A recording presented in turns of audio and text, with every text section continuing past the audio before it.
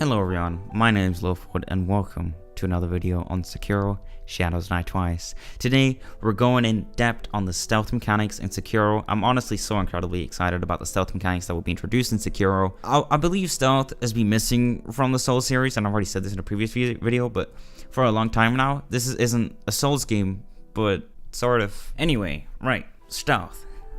The main problem, as we can see in the trailer, is that the shinobi, when fighting the big dude with the sexy legs, he dies, you know, very sad. But he gets back up, and he gets back up in the same location.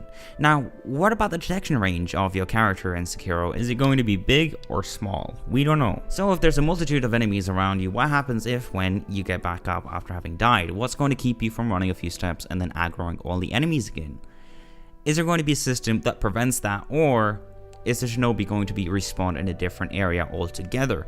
Even though that is defying what we see in the trailer kind of thing, but maybe he gets respawned in a safe area where you can't be detected, as opposed to respawning in the same spot he died. Maybe you'd respawn in a pile with the corpses that tried to fight the same wild creatures you just tried to fight and failed, and then you have the chance to approach the same encounter in a different way or avoid it altogether if you don't feel like you're strong enough.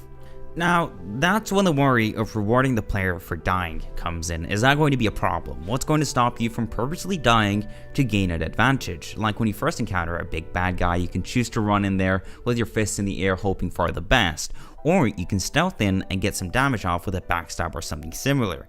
So let's say you get a decent chunk of the boss's health down for the backstab. What's going to make you want to be alive?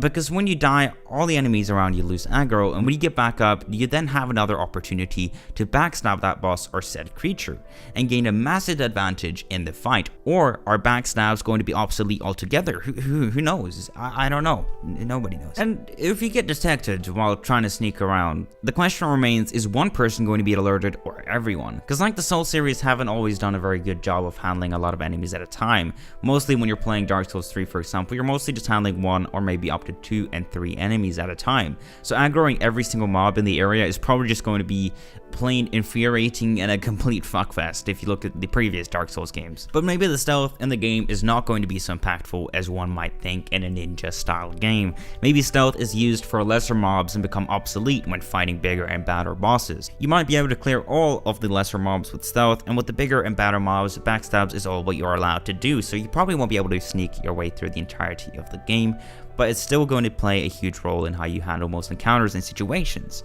And you get to choose how much you rely on stealth yourself, which is a nice idea.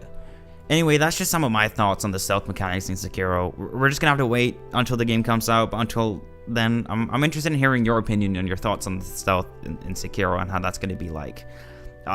Thanks for watching, and goodbye. Like a video, thanks.